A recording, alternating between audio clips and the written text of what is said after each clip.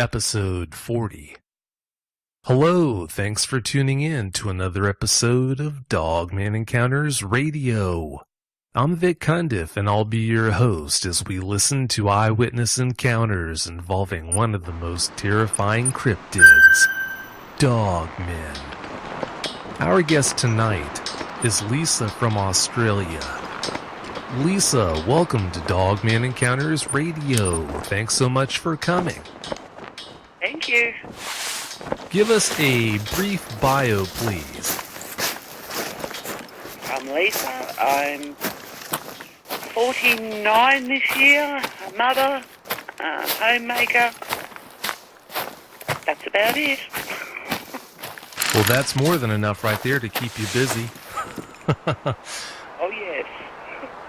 Lisa, we've got a lot of encounters here to talk about tonight. Instead of having what amounts to small talk, let's dive right into this first encounter here. The one that you were telling me about that occurred in Currumbin Valley? Yes.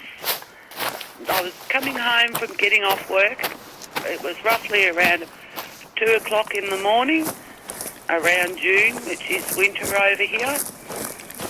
And it was a crystal clear night, and I was driving home, coming around a set of bends and coming down a slight hill, down onto a flat. And as I was just coming down off the hill, something caught my eye over on the right to me. What I saw was a wolf on two legs. And I'd never ever seen anything and never expected to see anything like that in my life. Absolutely scared the living bejeez out of me. But it happened so fast. All I can remember is coming down the hill and something catching my eye and this thing standing upright, looking straight at me. It was grey-blue colour. Wolf is what comes to mind, even though we don't have wolves in Australia. And then I sort of snapped to and looked straight ahead, because where I was is out in the country. We have to be aware that there's horses and cattle at all times. I can remember, I just glanced back in the rearview mirror and it was following me. It was down on all fours, running behind the car. And I was so terrified that I had to keep my head on straight to get home. I can remember the drive home being absolutely terrified. I was probably 2 or 3 minutes away from my home when I saw it. I can remember coming up to our driveway to turn in. I turned in and I hit the horn at the bottom of the driveway, and it's about a 200-yard driveway.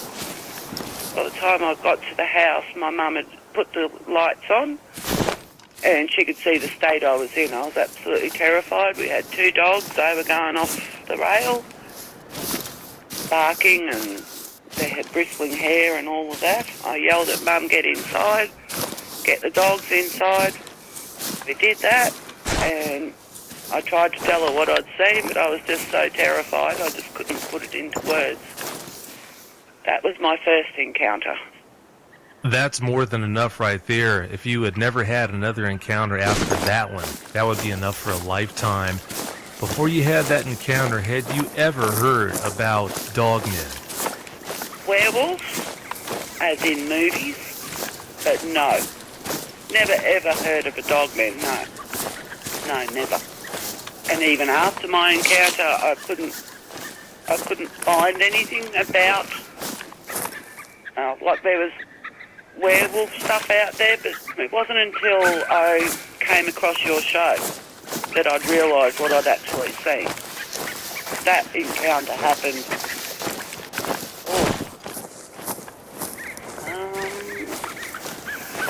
would have been around about 25, 26 when that happened, and I'm now 49, so I'm no good at maths. Well, that wasn't my favorite subject either. No harm, no foul there. You know, the whole thing that you mentioned, Lisa, about werewolves really muddies the water for people who see dogmen. You've got all this information out there on the internet floating around about what werewolves are supposed to be or whatnot, which doesn't cross over too much of anything about dogmen. You're talking about, as far as dogmen go, something that looks that way 24/7, 365, not a mythical situation where a human transforms magically into a monster. It's apples and oranges, even if a werewolf in its supposed final form looks almost identical, I would imagine, to what a dogman does. That doesn't help matters at all. That first encounter, I was just so confused because I just couldn't take in what I'd actually seen. You know, like it takes a while to filter through your, whatever you want to call it, your psyche. It was just so surreal that I'd seen it, and I was so scared of what I'd seen. And it was the feeling that I got off it. It was just, the whole situation was just surreal, and I was traumatised over it for probably about a year. And then I just thought, no, you've got to get on with it. And because where we live, there's only one road in and one road out. So I had no choice but to deal with it. That's a hard pill to swallow. As far as that first encounter goes, how close was that dogman to the back of your car when you said it was chasing you down the road? It was actually running along beside the car at first. It was actually looking in the window at me at first. That's how close it was to me. And then I sort of put my foot down to get away from it. And I looked back, and I could see it running behind the car. So, yeah, it was running beside the car. But as I said, I put my foot down. I was going pretty fast to get away from it because I was so terrified. Oh, I'll bet you were. I can't blame you there. If it was looking in the window like that, that's way too close for comfort. Now, having said that, Lisa, when did you lose sight of that dogman on your way home? Well, as you come down the hill where I spotted it, it just seemed to flow so fast. I just didn't seem to have much time at all. It was just seconds. It's all. It just seemed like seconds to me. Coming down the hill, I spotted it, and there's like a long flat that goes for about 300-400 yards, and then it goes around a bend. Just before I got around the bend, I lost sight of it. But I know I was being followed. It's just a feeling I had. I knew I was being followed. I didn't want to take it home, but I had no choice because no matter where I'd gone, I didn't want to take it to anyone else's house.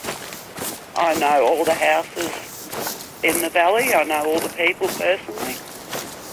And I didn't want to take it to anyone else's property, but I had to go home because I had no other choice. So, if I'd had a choice of being able to keep driving, I would have. But I had no choice because it's just a dead-end road up the top of the valley. So I had no choice. Oh, sure, you did the best you could. You were put into a very difficult situation that would have made most people fall to pieces, but you handled it in stride. Like I said, I'm really impressed. Seeing one of these things with someone there in the car with you is bad enough, but the fact that you were alone, that just makes it all that much worse. Now, before we move on to your second encounter here, Lisa, please tell us where in Australia the Currumbin Valley is. Currumbin Valley is in Queensland. It's very close to the New South Wales border as well. It's on the Gold Coast, which is a big tourist area, well-known tourist area. I live about 20 minutes away from beautiful beaches, but I'm far enough away that I loved where we were because we were out in the country. Beautiful country. Sounds like a beautiful area, not just the Gold Coast, but where you're at as well. Those tourists, if they only had any clue on what's maybe 20 minutes away from them, maybe they wouldn't be so hot and heavy about heading to the Gold Coast. Yes, I know. Yeah, that's not a comforting thought. No, and that's part of the reason why I'm speaking out, because what I saw, I just don't want anyone having to encounter it, especially on foot. I'd hate to come across it where you couldn't get away from it fast, that's for sure. Well, I'm so glad you are speaking out on this. I know it's not easy for you to talk about this, but like I said, I'm so glad that you are doing so. I've gotten messages from more than a couple Australians that were almost thumbing their noses at me, telling me how glad they were that there weren't any dogmen over there, down there in Australia, like there are here in the States and in Canada and in Europe and a lot of other places. This was even after Kieran Pittman's episode of the show aired. They must not have heard that, but anyway, I'm glad, like I said, that you're helping to drive that point home that, yes, Australia does have their fair share of dogmen too. Now, having said that, Lisa, let's move on to your second encounter. From what you told me, you and your husband were having a barbecue on the front veranda.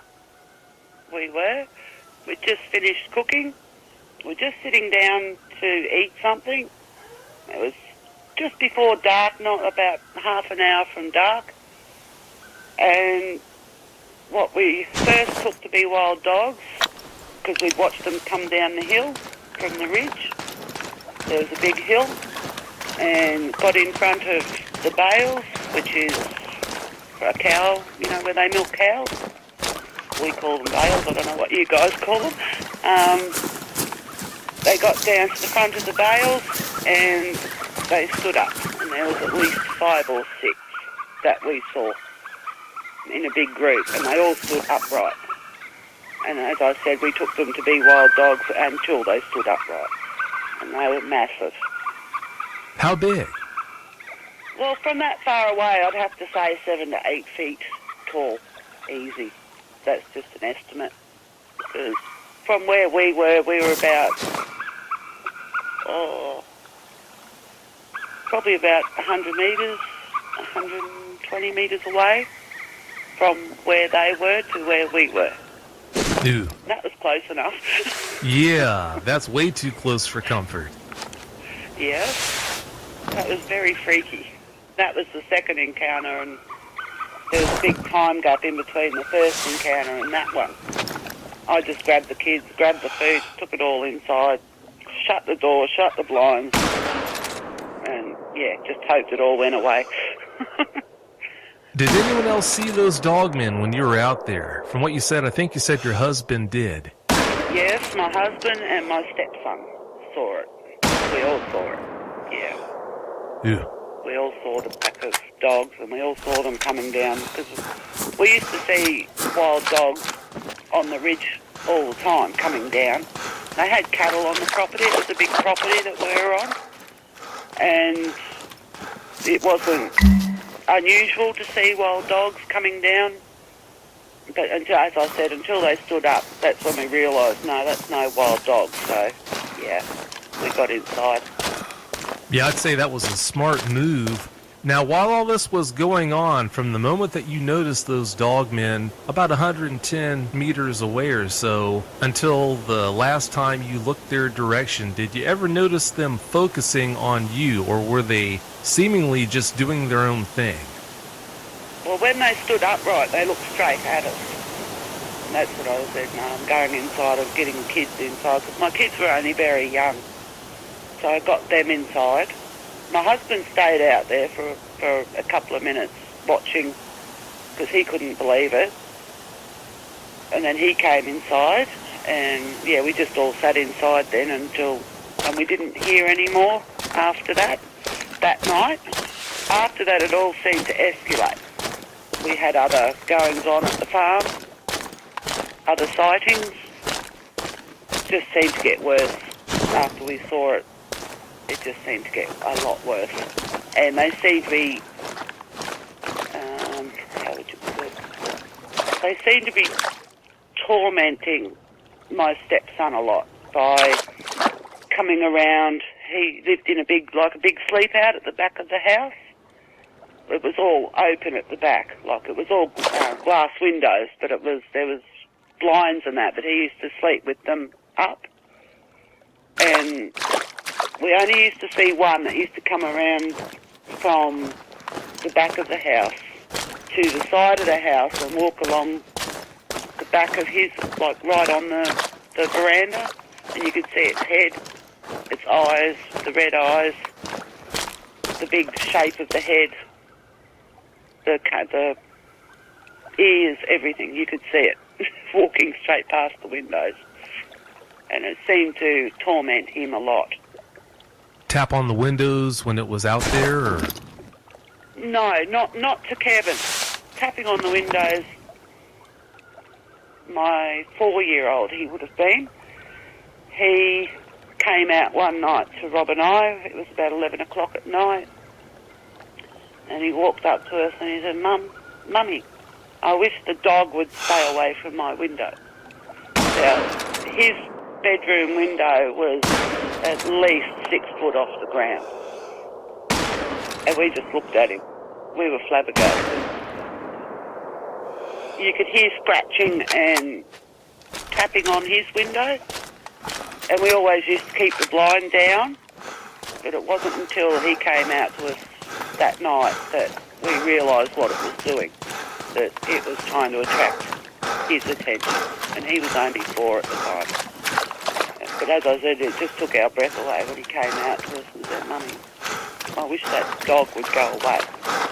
I'm glad that he was so young that he didn't realize what it really was. You talk about mental scarring. That wouldn't be good at all. No. He's been extremely lucky that he was too young to... He can remember certain things, but he can't remember that, which I'm grateful for. Thank goodness he can't. That is good news. With the second encounter that you were talking about here tonight, I wanted to ask you, I guess it's a safe bet to say that no one got a wink of sleep that night, did they? No, because they knew that we knew they were there, if that makes sense. After that encounter, when we saw the group, we never saw them in a group like that again. It was just the second encounter when they all stood up in that group. We never saw them in a group again after that. It was just one. But where you see one, and because we'd seen the group, we knew there was more. So that just alerted us, and we just never went out at night at all. My stepson used to go outside, and I just said to him, you're crazy, Kevin, knowing what's out there. You've seen it yourself. Why go out? He was in his 20s then. He was silly. And that led to another encounter for him, which we all saw and was absolutely terrified. Do you want me to go on to that one? I do in just a second here, Lisa. I want to ask you before we do cover that, though, if the pack of dogmen that you saw, 5 or 6 of them, if they were about 100 to 110 meters away, were they standing in grass where you could get a good look at their leg structure and all that, or what? No, we didn't get a look at their leg structure, mainly because it was just too far away and going on dark. But when they stood up, you could see the ears, and you could see that it was a dog, but a dog that stood on 2 legs. Like it had the canine head, it had... I can't remember seeing the legs. Where they were, it was sort of down a slope a bit as well, where they stood up. It wasn't flat ground. If they'd been standing on flat ground, we might have, but I can't remember seeing the legs. All I remember is the ears, the head, and the dark colour. I just took off inside after that. I didn't wait around to see any more. Oh, I don't think anyone could blame you there. If you would, please do tell us about the encounter that you were about to mention. My stepson had gone out to use his mobile, which you could only use out near the shed where we used to park the cars. It's a big shed. He was on one side of the barn. My husband was standing outside, on the veranda, not outside, on the veranda. He was looking straight at Kevin. He could see this dog man coming around from the back of the house. Kevin was at the front of the barn. There was the house, the barn, Kevin was standing in front, and this thing was coming, like, circling around from the back. It was night time. We had all the lights on, because we had big spotlights out there. Kevin was talking on the phone, and he was one side of the barn and the dog man was the other. My husband was yelling out to him to get inside. Very panicked. He had a panicked sound to his voice, and that alerted me. And I've looked out the kitchen window, which you look out the kitchen window and you're looking at the barn to the side. My husband repeated again, Kevin, look behind you, get inside. And as he's said that, he's come inside, he's locked the door, bolted the door. Kevin's looked behind him and started running because by then he could see it. And he's come in the side gate, and he knew that we would have bolted the door, so he's come for the window, which I had open to come in, like it was a big window. He's jumped through the window, I've slammed the window shut and locked it, and I was face to face with it, so I copped the full brunt of that one. Because it was the eyes. It was so close behind him, it was incredible. The window would have had to be about 6 foot off the ground again. And it was looking straight at me through the window. When it was looking at you through that window, did it look like it had blood in its eye, or was it just regarding you? Well, I've no hesitation in saying if it had got in, we would have all been ripped to pieces. Just the anger and the red eyes, fiery, fiery red eyes. That particular one that I saw up close, it was black. It had black fur, the shape of the ears, like what I've seen on documentaries of wolves. Of course, we don't have wolves over here. But it was black. It was a different thing again to the first encounter that I saw it. It was black. It was totally different. It had the pointy ears, the mane, like a big wolf's mane, big shoulders, seemed to have big shoulders. But it was mainly the eyes that got to me. It was, yeah, it was the eyes. That's mainly what I noticed with it, was the eyes, the eyes, the intelligence and the intent and the rage that it had in its eyes. I was going to ask you what the scariest feature was, but from what you're saying now, I think you've already answered that question. It would be the eyes, I take it. Oh, God, yeah. Because once you've looked it in the eye, it seems you can grasp the intent that it's got, the anger, the intelligence. Very highly intelligent. I don't care what anybody says. These things are intelligent.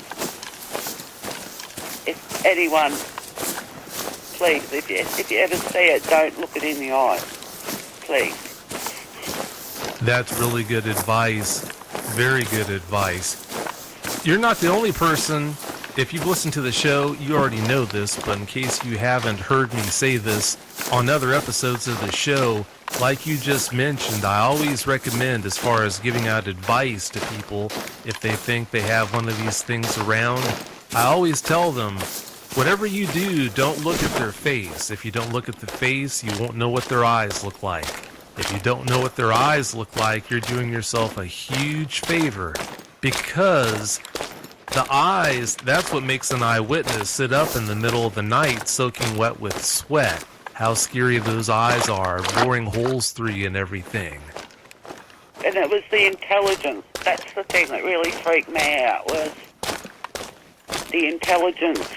You could virtually see in its eyes what it wanted to do to you. If that makes sense.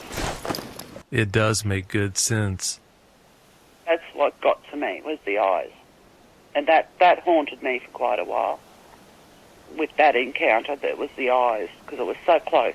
I mean, it was faced to virtually looking, I was one side of the glass and it was the other, and if it wanted to get in, it had the intelligence to get in. Knowing that, it just really put us on high alert after that, because we had other things happen. like it used to come to the back door and rattle it. I mean, blow on it and the door would have opened. We could never lock it. It was an old farmhouse. And it used to rattle it just to let you know it was there. There's no uncertain terms of that. It really rattle it. Ew. It just used to do everything it could to put you on high alert. Rather than my bedroom, our bedroom used to outlook like it just used to come onto the front veranda where we'd been having that barbecue. It used to come onto the veranda and stand at that window. And our bed used to come, we had the bed up against the window. We never had it open all the way, and we used to have it locked to a certain, so it couldn't open it, but we used to leave it open a good 2 inches. And you could hear it out there. And you just freeze in the middle of the night. You just freeze because you knew it was there. There's just no two ways about it. And I think in one of the shows that you did, the bloke said the feeling that you get when they're around. I think it was last week's show I heard. The feeling that you get when they're around. Yeah, that's what we had big time. Just this feeling. It's just, there's no words for it. It's just a feeling, and you get to know that feeling really well. And it's like going on high alert. All the bells go off and everything slams down. That's what it's like. That's horrible. You and your family were prisoners in your own home. Basically, yeah.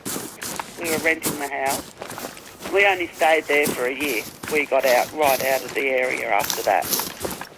But I still have to go and visit because my mum's still there. Through the day, I'm not worried at all. Come night time, I get a bit antsy because we have been followed. I only live about 20 minutes away from where my mum is. I live in New South Wales now, but I'm only like 20 minutes away from where my mum lives, so it's not that far away. And we have been followed home before by it to where we are now. It's called Tommywin Road, and it's a mountain, like it goes across the ridge into New South Wales, and we've been followed by the dog man. By being at mum's and leaving to come home, it's followed us at night. So yes, it's very intelligent. A lot of people don't understand just how intelligent they are. So just be aware. Be very aware. Oh, without a doubt.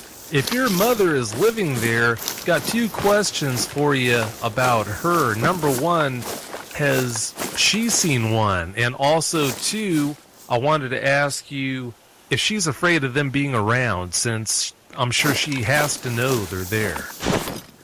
No, she's never seen one. Thank God for that. They have been around the house. We know that. My brother also lives with my mum. We've had different things happen at the house, but mum has never seen one, and she'd just deny it anyway, because she's very religious, and anything that doesn't come into her religion doesn't exist, basically. Well, at least that's comforting. She's not sitting there worrying about them 24/7. I hope that doesn't leave her vulnerable, but at least she seems to be dealing with it really well. As far as that house goes also, Lisa, I wanted to ask you to back up just a little bit. That time when Kevin ran from that dog man and dove through that window, was it dusky dark when this happened, or was it full-blown dark at that time? It was full dark. Full dark. And being the country, we don't have any street lights around us. We had the floodlights on, so you could see it crystal clear. But normally around the property, it is very dark at night. It's very, very dark. There was another incident that happened. I'm not clear whether this happened when you lived there at that house, but there was an incident where you had a knock at the front door. Yes, it was at the same property. I was asleep. My stepson had come in to tell me there was someone at the door. So he went and answered the door, and I came out, and there was a group of 3 or 4 young blokes saying, "We've hit your dog." I said, "What do you mean?" And then he explained that they'd been coming along, and it's 80 kilometres along this big flat where we were. They were coming along, heading to Currumbin, and they'd hit a big black dog. He said it was a big black dog, and they'd hit it, and it had gone over the bank. They'd stopped, and they got out, and they were searching down on the bank for it, and they were searching for it for about 10 minutes, and they came over to us, and they were saying that they'd hit our big black dog. And I just looked at him and I said, "Mate, we don't have a big black dog." I said to him, "If you know any of the myths and legends of Currumbin Valley," I said, "you get back in your car and get going, and don't stop for anything, because that, I'm sure, was the dog man that they hit." Yeah, that's not a good situation, having them out there looking around for this supposed black dog in the dark. Not good. No. And the same thing happened to my brother as well, where I had my first encounter. He was coming home with a friend of his, and he hit a black dog. He stopped the car and he got out and was searching for it, and he couldn't find anything. He just popped back in, and there was a big dent in the car where he hit the dog on the back panel of the car. He said it just wasn't there. I said, "Do you realise what you hit?" He said, "But I didn't realise until I got back in the car." Where I had the first encounter, that's where he'd hit the dog. Well, sometimes you're better off not knowing what's really going on. It sounds like that's exactly the situation he was in. If he had known what was going on, maybe that wouldn't have been as good as how it turned out. Yeah, he was very lucky. Oh, I'd say so. You briefly mentioned a legend that was created in and around that Currumbin Valley, Lisa. Could you tell us about that legend? Oh, there's just supposed to be a legend of a werewolf in Currumbin Valley that walks the road, so to speak. And of course, when I had the first encounter, knowing that story, that's what I thought it was at first. Because as I said, I'd never heard of Dogman before. It just walks the road. You know how some legends stretch way back, so far back that no one really knows when or how they got their start. With that legend of the werewolf of the Currumbin Valley, is that something that's more of an urban legend that came to light maybe 10, 20 or so years ago? Or is that a legend that just stretches back so far in time that no one has an idea around that area when it got its start? Well, people started moving into Currumbin Valley in the early 1900s. And as far as I know, the story goes back to when the first families came into the valley. Well, you know how it is, Lisa, with a lot of legends, maybe even most legends. They get their start because of having some basis in fact. Considering what you've been seeing around there, I don't have to guess how that legend got its start. Exactly. Unfortunately. Yes. Moving on, you had a 17-year-old nephew who saw a dog man. Tell us about that, please. It wasn't actually my nephew, it was 2 of his mates. They were camping down on the flats, directly down in front of my mum. My nephew had come back to his nan's house, my mum's house, for something, I don't know what it was, and he left his 2 mates down there. Now, while he was away, he went back, and the 2 boys that had stayed on the flats were absolutely terrified because they said they saw a black dog, and they were terrified by it. And they all had to go back up to Mum's to stay the night. They weren't going to stay down there, not after what they'd seen. Yeah, I don't see how a camp out could ever be the same if you knew that one of these things was prowling around. No, and I think that's how it moves through, is along the creeks, because the creeks don't have houses too close to them because it floods. So all the houses are sort of back off the creek. And I think that's how they move through unseen, is along the creek, following the creek down. I think that's how they move through not being seen, is down along the creeks. That makes sense. Around that area, Lisa, have you noticed more activity in the summer than in the winter? In a lot of areas, there doesn't seem to be any difference in activity, whether it's amazingly cold outside or not, but I wanted to see how things were with you in your area. The first two encounters were getting into winter. My first encounter would have been in May, June, and my second encounter, I saw that around the same time, May, June. But at the farmhouse, it just kept coming around all the time after that. Your youngest son had a strange encounter with one. Please tell us about that encounter. My son was up on the hill at his nan's property. It's a very steep hill. On Mum's property, it's all cleared, but the next door properties, there's a lot of scrub, real scrubby, like real thick bush. I don't know what he was up there for. He just roams Mum's property like he always has. He's not scared of being on the property at all. He was coming back down the hill and he said to me that this dog had brushed past him. But he said it wasn't a dog. At the time, he probably would have been 7 or 8. He wasn't terrified. He just said it brushed past him. It didn't bump him, it just brushed past him. It just happened that fast that it came out of the scrub and the wood to where he was and brushed past him. I didn't know what to think on that one. I don't want to think too closely on that one. I can't say I'll blame you. It makes you wonder what that was all about, what it had on its mind to do something like that.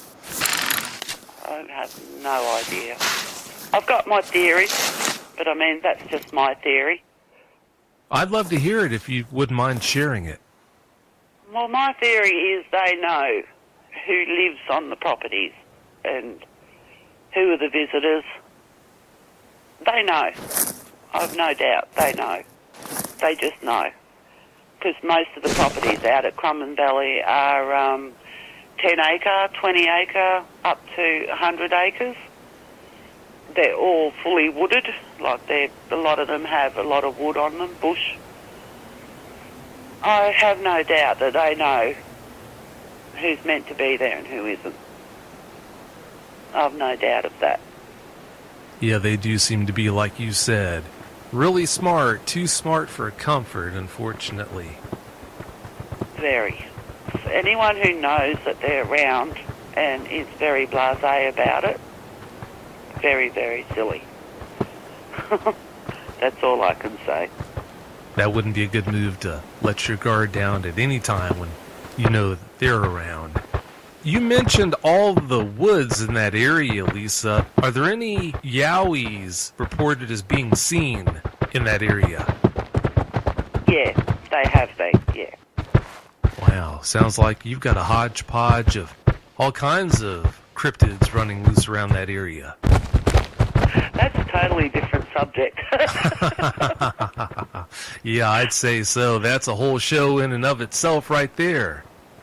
Other than your family, have you heard of any other people in that area having dogman encounters of their own? No, I haven't. Because it's not spoken about. As I said in the first interview, it's just not spoken about. You don't hear anything. I have heard of cases of animals being tied up at the back of houses and they've come out in the morning and these animals are just ripped to shreds. Nothing in Australia could do that. Like just ripped to pieces. The worst we've got are snakes. Crocodiles aren't anywhere near where we are.